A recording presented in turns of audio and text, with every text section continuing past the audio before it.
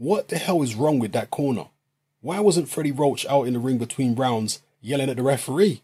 It's his job, and there's confusion in that corner with the languages, with assistant trainer Boo Boy and cutman Miguel Diaz yelling and screaming like a maniac. And Freddie has to stay close to Manny to give him some advice. To me, they were so overconfident going in. Justin Fortune tells the press that the only way Horn can win is if Manny trips going into the ring. I had seen the kid. I told everybody he was a big, tough kid who could take a punch. I didn't think he'd beat Manny, but it wasn't the same Manny. Those are the words of boxing promoter Bob Arum, being highly critical of the way Manny Pacquiao's corner was run in the Jeff Horn fight, a fight in which he lost his WBO World Welterweight title. Now, subsequently, Freddie Roach has now come out and concurred with what Bob Arum said. Freddie Roach is the head trainer of Manny Pacquiao, and he's come out and admitted that all is not well in that corner, and that all has not been well in that corner for quite some time. I'm going to quote Freddie Roach here. He said, "It's hard when Boo Boy is yelling and Miguel is telling me he has to get in the middle to work on the cuts. And to get my message across to Manny what he should be doing is very difficult. Miguel is getting older and he has trouble getting in and out of the ring, and Boo Boy gets excited. Control in that corner has always been a little difficult." So those are the words of Freddie Roach. Chaos in the corner, chaos in the team.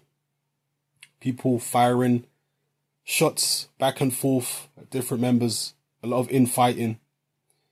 At least Freddie Roach and Bob Arum seem to be on the same page. Even though Bob Arum is essentially criticizing Freddie Roach seems to be taking that criticism on the chin.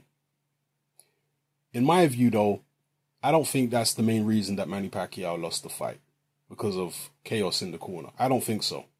I think the main reason he lost the fight is because he's an aging fighter who's been on the slide for some time, whose athleticism isn't what it used to be, who has commitments outside of the boxing ring, being a politician in the Philippines. Manny Pacquiao was never a guy who only relied on his speed. He also relied on volume. He also relied on his unorthodox boxing style. And he does have skill. But to a large degree, he relied on his hand speed. To a large degree. Not as much as somebody like a prime Roy Jones, but to a large degree, Pacquiao did rely a lot on his hand speed. And foot speed, and also work rate. These things diminish as you get older. Pacquiao's not as fast, and he's certainly not as active in the ring as he was in his prime. These are the real reasons why he lost the Jeff Horn fight. These are the real reasons why he didn't take care of Horn as easily as most people expected him to.